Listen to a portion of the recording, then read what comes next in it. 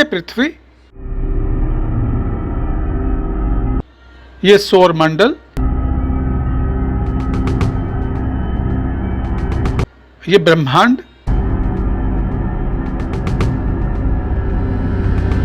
अनगिनत राज छिपाए रखता है, हमारा भविष्य भी।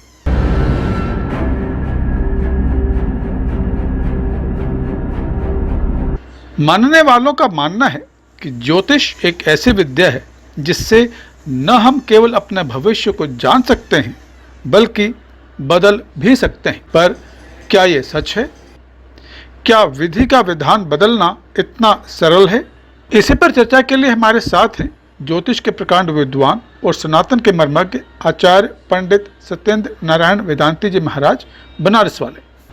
पर इससे पहले अगर आप हमारे इस चैनल पे नए हैं तो हमारे इस चैनल को सब्सक्राइब ज़रूर करें और इस वीडियो को लाइक और शेयर करके सनातन के प्रति अपना दायित्व भी ज़रूर निभाएं।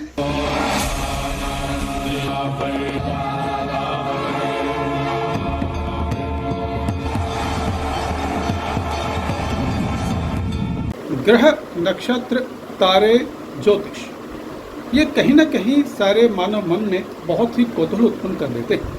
आज के इस विशेष कार्यक्रम में हम न तो बात करने वाले हैं ग्रहों की, न ही नक्षत्रों की और न ही तारों की। हम बात करने वाले हैं ज्योतिष की। आज हमारे साथ हैं ज्योतिष के प्रकांड पंडित और सनातन के मर्मज्ञ आचार्य पंडित सत्येंद्र नारायण वेदांती जी महाराज। शास्त्री जी, धर्म पथ प्रदर्शक में आपका बहुत बहुत स्वागत। जहाँ तक ज्योतिष का सवाल है, दो तरह के वर्ग विशेष पाए जाते हैं इसमें। एक वर्ग वो है जिसको ये लगता है कि उनको कोई ज्ञानी पंडित मिल जाए, कोई दूरंदेशी ज्योतिषी मिल जाए और अगर वो उनकी कही बातों को अपने जीवन में उतार लें, उपचार जो बताएं वो कर लें, तो उनकी ज़िंदगी सेट है। उसके बाद उनके पास पैसा भी अपने आप आ जाएगा, घर भी बन जाएगा, पढ़ाई भी हो जाएगी, नौकरी भी हो जाएगी, सब कुछ हो जाएगा, उनकी ज़िंदगी सेट हो जाएगी। इसके बिल्कुल उलट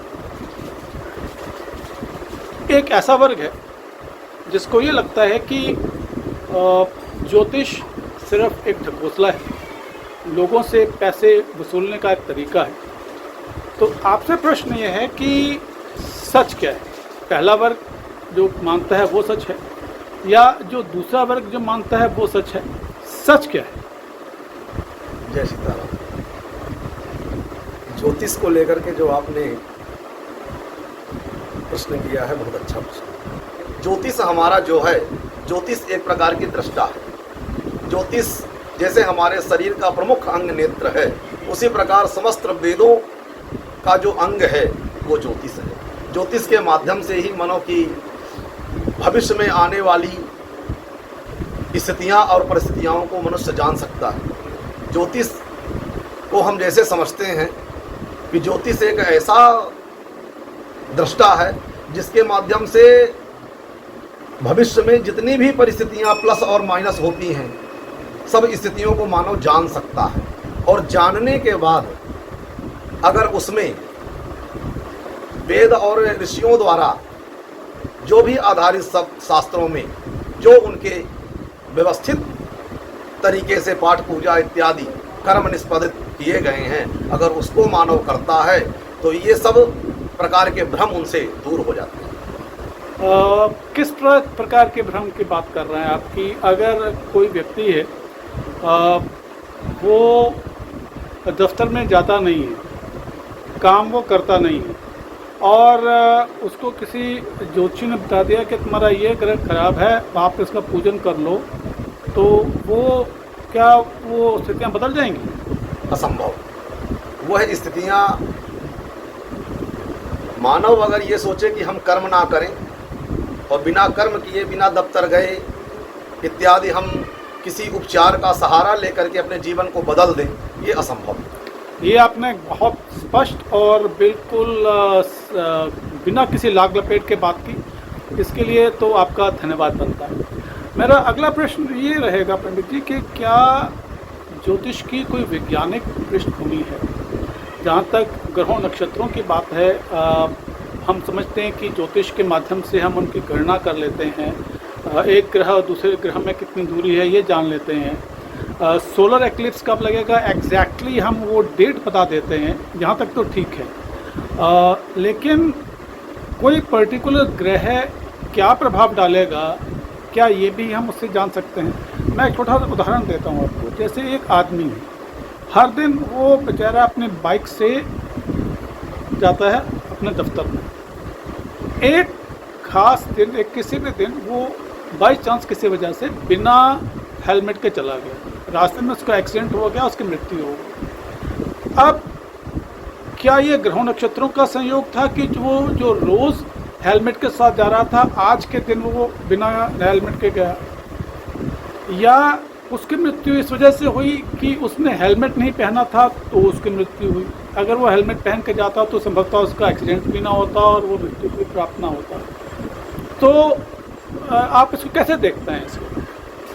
इसकी गणना अगर हम ज्योतिष के अनुसार करते हैं, आपने प्रश्न किया, बोले ज्योतिष से और विज्ञान से इनका क्या संदर्भ है? तो ज्योतिष और विज्ञान दोनों एक अलग अलग है। ज्योतिष तो हमारी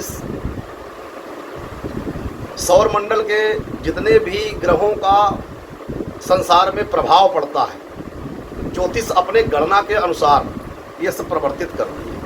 घटना, होने वाली घटना, आने वाली जो भी जितनी भी दुर्घटनाएं हैं, मानव जीवन में घटित होने वाली घटनाएं हैं, जन्म से लेकर के मृत्यु तक जो कुछ भी हमारे जीवन में होता है, वह ज्योतिष अपने ग्रह नक्षत्रों के माध्यम से ही मानव जीवन के जन्म के आधार पर उसका विवेचन करता है।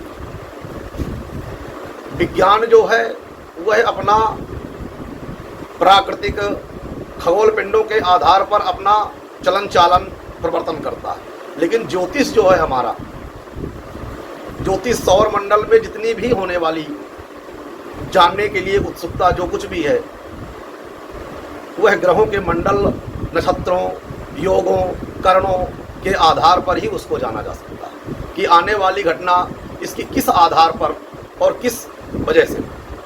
नहीं, मेरा प्रश्न अभी भी वहीं पे रुका हुआ है। जो मैंने उदाहरण दिया, उस उदाहरण के मुताबिक क्या उस व्यक्ति की मृत्यु इस वजह से हुई कि उसको मृत्यु योग आया हुआ था? अगर वो हेलमेट पहन के भी जाता तो भी उसका एक्सीडेंट हो जाता और मृत्यु को प्राप्त हो जाता, क्योंकि ज्योतिष के अनुसार उसके ग्रह उस वक्त ऐसे थे। या उसकी मृत्यु इस वजह से हुई कि उसने हेलमेट नहीं पहना था, हेलमेट पहना होता तो वो बच जाता, उसकी मृत्यु ना होती। ज्योतिष के मुताबिक आप क्या समझते हैं, क्या है? ज्योतिष के मुताबिक ये आप जो है तो वैज्ञानिक दृष्टि से देख रहे हैं कि अगर वो उसका एक्सीडेंट जो हुआ, अगर वो हेलमेट पहना होता तो हेलमेट से उसके मस्तिष्क में किसी प्रकार के गहरा प्रभाव, चोट चपेट इत्यादि का ना पड़ता और उससे उसका बचाव हो सकता था, ये आप ये जान सकते हैं। लेकिन जो उसका हेलमेट पहनने और ना पहनने से उसका कोई मतलब नहीं है ज्योतिष में। ज्योतिष में आने वाली जो स्थितियां थी, जो दुर्घटना थी, वो आगे आधारित थी। अब ज्योतिष के माध्यम से उसको जाना जा सकता है कि जो घटना हुई वह ग्रहों के आधार पर अगर उसको जानने की उत्सुकता होती तो वह प्रदर्शन करती कि तुम्हारे जीवन में आने वाली ये घटना प्रभावित है। तो आपके कहने का मतलब ये है कि चूंकि उस पर मृत्यु योग था, अगर उसने हेलमेट पहना भी होता तो भी वो किसी न किसी वजह से मृत्यु का भागी बनी जाता। बिल्कुल बनता। शास्त्री जी, आपकी स्पष्ट बातें बहुत आकर्षित करती हैं। जनरली लोग लाग लपेट वाली बात करते हैं, आपकी ही विशेषता है कि आप बिना लाग लपेट के बात करते हैं, इसके लिए हम आपके आभारी। मेरा अगला प्रश्न आपसे ये रहेगा कि जैसे आपने भी इंगित किया कि ज्योतिष के माध्यम से हम होने वाली घटनाओं के बारे में जान सकते हैं।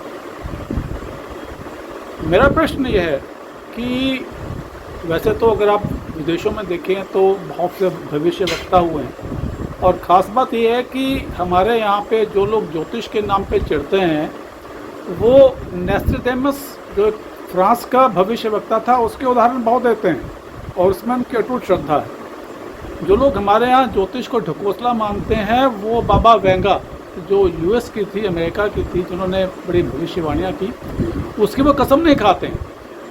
तो मेरा प्रश्न ये है कि ज्योतिष क्या सिर्फ भविष्य को देख सकता है या ज्योतिष के माध्यम से होने वाली घटनाओं को बदला भी जा सकता है? ये बहुत अच्छा प्रश्न रहा है आपका। ज्योतिष को मैंने पहले भी आपसे क्या कहा कि वेद, जो भी हमारे वेद हैं, 4 वेद हैं, वेदों का अंक जो है तो ज्योतिष है। जैसे हमारे शरीर में शरीर होते हुए भी प्रमुख अंग देखने के लिए ज्योतिष को दृष्टा बताया गया है। ज्योतिष हमारा नेत्र है। उसी प्रकार ज्योतिष के माध्यम से जितनी भी जीवन में घटित घटनाएं हैं या भविष्य कोई भी चीज़ को जानने की उत्सुकता है, वह ज्योतिष के माध्यम से जान सकता है। मनुष्य अपने जीवन में क्या होने वाला है, क्या नहीं होने वाला है, हमारे जीवन में क्या क्या प्रभाव पड़ेगा, संतान योग होगा, पत्नी योग कैसा होगा, माता पिता का योग कैसा होगा, ये ग्रहों के आधारित पर सब जाना जा सकता है। आने जाने वाली जो भी जीवन में जन्म से लेकर के मृत्यु तक जितनी भी स्थितियाँ परिस्थितियाँ हैं, सबको मानव अगर ज्योतिष को देखे, सही बताने वाला कोई भविष्यवाणी वाला हो व्यक्ति, तो वो पूरा उसको इसी तरह से बिल्कुल अलग कर सकता है। जितनी भी जीवन में होने वाली ज्योतिष से संबंधी जो भी जीवनी है, उसके आधार पर वो सब कुछ जान सकता है। लेकिन अगर आप ये चाहें कि ज्योतिष के जानने के बाद उन घटनाओं को बदला जा सके, ये ज्योतिष का विषय नहीं है, उसको बदल नहीं सकते हैं। ये आपने बहुत ऐसी बात बोली है जिसको लेकर के लोगों के बहुत से भ्रम जो हैं वो दूर होंगे। मेरा अगला प्रश्न आपसे ये होगा कि क्या ऐसा होता है कि जब किसी व्यक्ति का जन्म होता है तो उसके जन्म के वक्त जो ग्रह नक्षत्र तारे जो भी संयोग बनते हैं, उसके अनुसार ही उसी वक्त ही उसके होने वाली जीवन की घटनाएं, उसका भविष्य उसी वक्त तय हो जाता है? जैसे अगर हम करोड़पति कौन बने करोड़पति की बात करें तो वह उसी वक्त उसका भविष्य लॉक हो जाता है। पहली बात, क्या ऐसा होता है? और दूसरा प्रश्न उसके साथ ही जुड़ा है कि अगर ऐसा होता है तो फिर मनुष्य के जीवन में जो प्रारब्ध और पुरुषार्थ, इसका क्या स्थान रह जाता है? कहते हैं कि पुरुषार्थ से किस्मत बदली जा सकती है, सितारे बदले जा सकते हैं। क्या ऐसा होता है? आपने बिल्कुल सत्य कहा। आपने पिछले प्रश्नों में भी जैसे प्रश्न किया था, बोले ज्योतिष एक ऐसा शास्त्र वृक्ष है कि ज्योतिष के माध्यम से हमने आने वाली स्थितियों और परिस्थितियों को जाना। मानव जिस समय जन्म लेता है, जन्म के आधार पर उसका नक्षत्र, उसकी राशि, उसके द्वादश भावों में ग्रहों की स्थिति, जन्म से लेकर के मृत्यु तक उसके जीवन में जितनी भी घटित होने वाली घटनाएं हैं, सब संपादित रहती है। ये सत्य है। लेकिन उसमें पूर्व जन्म का और इस जन्म के कर्म का भी प्रभाव रहता है। अगर आप ये कहेंगे कि ज्योतिष में जो गणितज्ञ घटनाएं हैं, जिनके माध्यम से हमने ये देखा कि हमारे उसमें लिखा गया है कि हमें 10 साल बाद हमारे साथ ये घटना घटित होगी, ये ज्योतिष का सहारा था। ज्योतिष में देखने वाले ज्योतिषियों का बड़ा ज्ञान था, जो उन्होंने इसका प्रदर्शन किया। लेकिन उसके माध्यम से आप ये कि उसकी जो स्थिति है कि जो घटना है उसको हम बदल सकते हैं या नहीं बदल सकते, तो घटना तो ज्योतिष नहीं बदलेगी, ये सत्य है। लेकिन मानव जीवन में जन्म के समय निश्चय हो जाता है कि इसका कोई जीवन लोक तो नहीं होता, कि मतलब यानी कोई जीवन लोक हो जाता है कि हम प्रारब्ध में हमारे जो लिखा होगा हम उसी को प्राप्त करेंगे, ऐसा भी असंभव है। इसको मैं थोड़ा सा और बढ़ाऊंगा। जैसे एक बालक का जन्म हुआ और उस बालक के जन्म के समय ये कह दिया गया कि ये बालक कभी धन अर्जित नहीं कर पाएगा। ठीक, अब वो बालक अगर बड़ा होने पर पूरी मेहनत करता है, जी जान लगाता है, मेहनत करता है, पुरुषार्थ करता है, तो उसका पुरुषार्थ क्या व्यर्थ हो जाएगा या उसका पुरुषार्थ फलित होगा और उसके जो भी वो मेहनत कर रहा है उसको उसके जो है फल प्राप्त होंगे। इसका दूसरा अंग भी है। फर्ज कीजिए कि कोई बालक जन्म लेता है और उसके जन्म के समय ये भविष्यवाणी की जाती है कि ये बालक जो है खूब धनवान होगा, और अगर वो बालक उसके बाद मेहनत नहीं करता है बड़ा होने के, तो क्या उसको स्वतः ही धन संपत्ति प्राप्त होती रहेगी? क्या होगा? ये असंभव है। आपने जो प्रश्न किया है, बोले ज्योतिष, बालक का जन्म हुआ, बालक के जन्म के आधार पर ग्रहों की स्थितियों को देख करके हर मास गोचर की स्थिति परिवर्तन होती है। नक्षत्र में बालक ने जन्म लिया, जन्म लेने के बाद अगर वो यह चाहता है कि मैं जन्म लिया हूं और जन्म लेने के बाद किसी ज्योतिषी ने यह कह दिया है कि आपको तो धनवान बनना ही बनना है, आप कुछ भी कर्म ना करो और धनवान आप बने ही रहोगे, किसी की गणना है, तो वो तो जो धनवान है, धनवान होने की गणना दो होती है। एक तो मानव को अपने जन्म के आधार पर और एक कर्म के आधार पर जीवन को परिवर्तित किया जा सकता है। मानव का जो जन्म का आधारित है वह एक जन्म के आधार पर उसकी श्रृंखलाओं को वर्णन नहीं किया जा सकता। मानव का जन्म जो है 7 जन्मों के बंधन से बंधित है। मानव का प्रारब्ध जो चलता है एक जन्म से नहीं चलता, कई जन्मों से उसकी, जैसे आपने कभी देखा होगा कि एक बालक है और 5 वर्ष का बालक है, उसको रामायण है, गीता है, भागवत है इत्यादि कई शास्त्र उसको बड़े कंठस्थ रहते हैं। कंठस्थ यानी याद रहते हैं।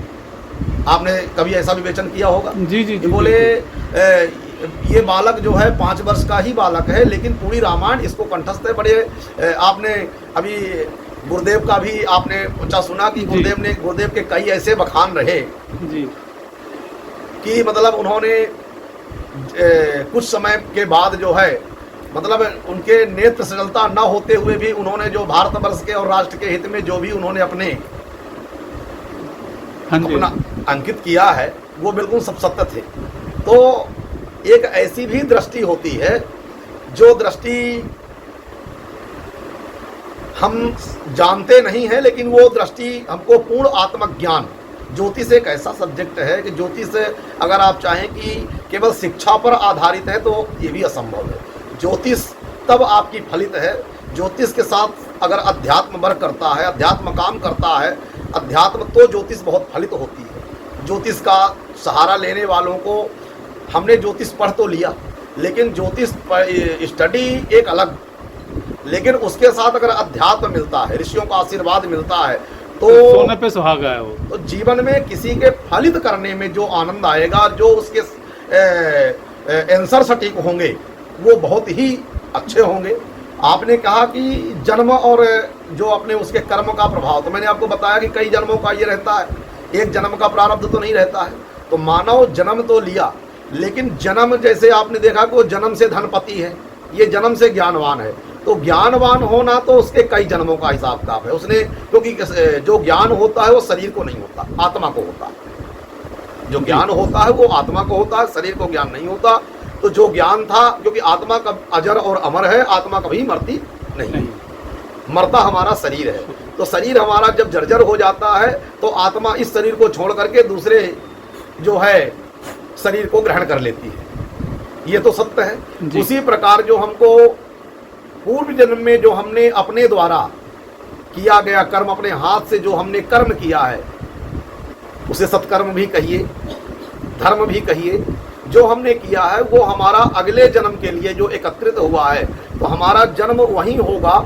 ये हमारा पूर्व जन्म हमको तय करेगा कि हमारा जन्म कहाँ पर होगा। जहाँ पर धन की बहुत ज़्यादा,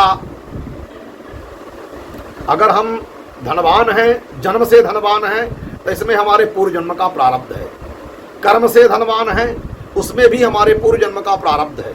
तो ज्योतिष के गणना के अनुसार जो भी हमारा जुड़ाव है, जो हमने जाना, तो जन्म तो एक होना सबके जीवन में है कि जन्म के आधार पर जो भी ग्रहों की स्थिति और परिस्थितियों को जान करके हम धनवान होंगे या नहीं होंगे, ये ज्योतिष अपना पूर्ण रूप से भविष्य का प्रस्ताव करेगी, लेकिन कर्म भी मानव जीवन में बड़ा सर्वश्रेष्ठ है। तो आपका कहने का तात्पर्य ये है कि मात्र जन्म के समय जो ग्रह नक्षत्र हैं वो आपके जीवन को प्रभावित तो कर सकते हैं, लेकिन कर्म जो हैं वो भी, उनका भी प्रभाव कम नहीं है, वो भी एक मिला जुला असर डालते हैं। पंडित जी, एक बहुत विचित्र सी बात अक्सर सी सुनने में आती है, उसके बारे में आपके विचार जानना चाहूँगा। अक्सर ये कहा जाता है कि फलाना ग्रह है तो आप ये उपचार कर लीजिए, फलाना ग्रह है तो ये उपचार कर लीजिए, चिड़ियों को दाना डाल दीजिए तो ये हो जाएगा, मछलियों को आटा डाल दीजिए तो ये हो जाएगा, घर के बाहर तुलसी का पौधा लगा दीजिए तो ऐसा हो जाएगा,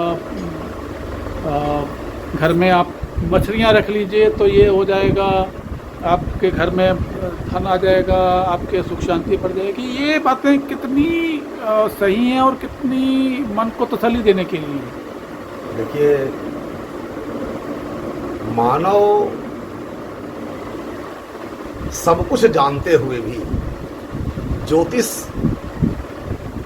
वो है जो कि घटित घटनाओं को बता सकती है। लेकिन आपने कहा कि बोले चिड़ियों का दाना डालना, बोले पक्षियों को दाना डालना, इनका ग्रहों से प्रभाव है।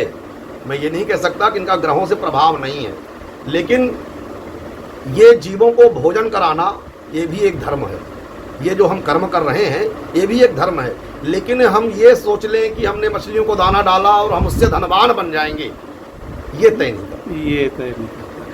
तो शास्त्री जी, आज आपने बहुत सी ऐसी बातें बताई जो कि सबको जानना बहुत ज़रूरी था, क्योंकि कई तरह की भ्रांतियाँ हैं और उन भ्रांतियों को लेकर के ही जो है लोग तरह तरह की बातें और धारणाएं ज्योतिष के बारे में बताते हैं।